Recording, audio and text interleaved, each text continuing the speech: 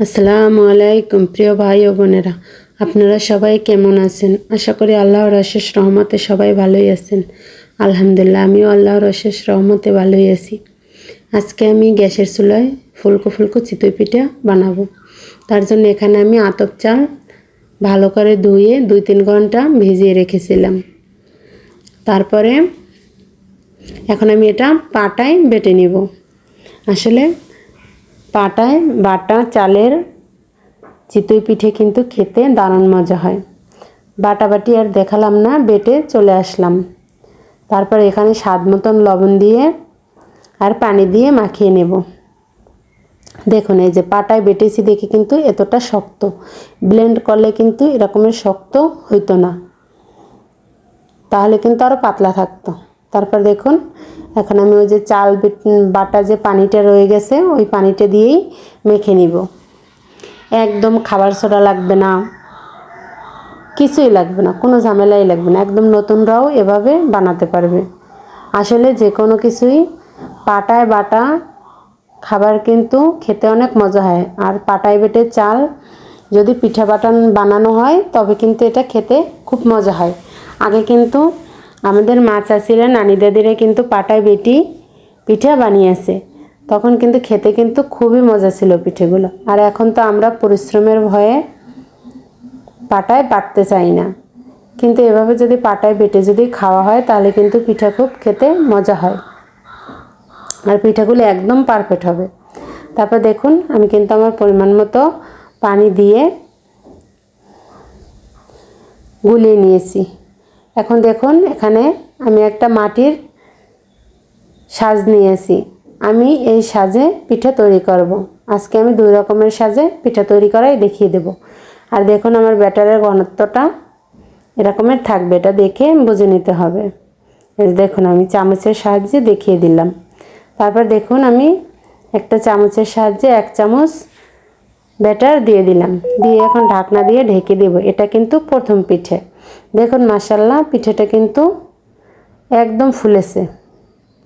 এরকমের আমার প্রত্যেকটা পিঠেই কিন্তু ফুলেছে। আর দেখুন, এখানে আমি কিন্তু একটু তেল আর পানি মিক্স করে এটা দিয়েই ব্রাশ করে নিয়েছি, তাতে কি হবে, পিঠাটা লেগে যাবে না।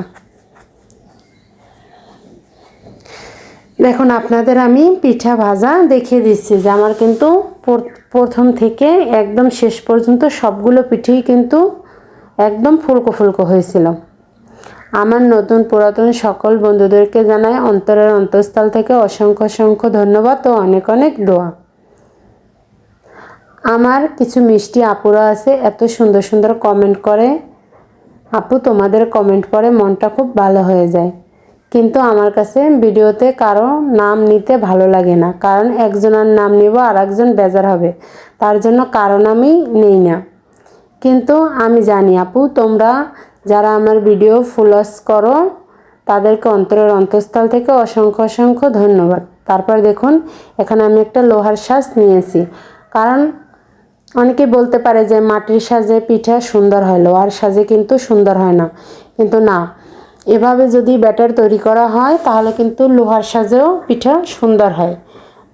মূল কথা হচ্ছে ব্যাটার। আর দেখুন, আমি কিন্তু এখন লোহার সাজেও ভেজে দেখাবো আপনাদের। এটাই কিন্তু প্রথম খোলা, একবার প্রথমটাই আপনাদের দেখিয়ে দেব। এই যে দেখুন মাশাআল্লাহ, সবগুলো পিঠে কিন্তু খুব ফুলকো ফুলকো হয়েছে। আর আমার ভিডিওটা যদি কোনো নতুন বন্ধুদের কাছে ভালো লেগে থাকে তাহলে চাইলেই আমার চ্যানেলটি সাবস্ক্রাইব করে পাশে থাকা অল বাটনটি বাজিয়ে রেখে দিতে পারেন। আমি কোনো ভিডিও ছাড়ার সঙ্গে সঙ্গে আপনাদের কাছে নোটিফিকেশন চলে যাবে। তারপর দেখুন, আমি পিঠে কিন্তু সার্ভ করে দিয়েছি। এখানে আমি কিন্তু খেজুরের গুড় দিয়ে সার্ভ করেছি। এই পিঠেগুলো কিন্তু যে কোনো মাংস দিয়েও খেতে খুব মজা হয়। আর দেখুন পিঠাটা কতটা সফট ও সুন্দর জালিদার হয়েছে। আমি আপনাদের একটা ভালো করে ভেঙে দেখাচ্ছি। তো আমি 1 হাত দিয়ে ভেঙেছি, আমার 1 হাতে মোবাইল ধরা। আমি আপনাদেরকে আরেকটা ভেঙে দেখাচ্ছি যে এটা কতটা জালিদার হয়েছে। আর এই পিঠাটা ভিজালেও কিন্তু 100% নরম তুলতুলে হবে ভিজে। আর এই যে দেখুন, যে লোহার সাজে ভেজেছিলাম এই পিঠাগুলোও কিন্তু খুবই ফুলকো ফুলকো হয়েছে। প্রত্যেকটা পিঠা বাস্তি মন চায় এরকমের পিঠে হলে।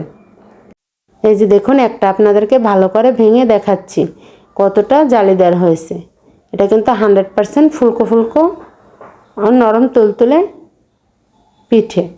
আবার দেখা হবে নতুন আর একটা ভিডিও নিয়ে। ততক্ষণ সবাই সুস্থ থাকুন, ভালো থাকুন। সকলের জন্য দোয়া ও ভালোবাসা রেখে আল্লাহ হাফেজ।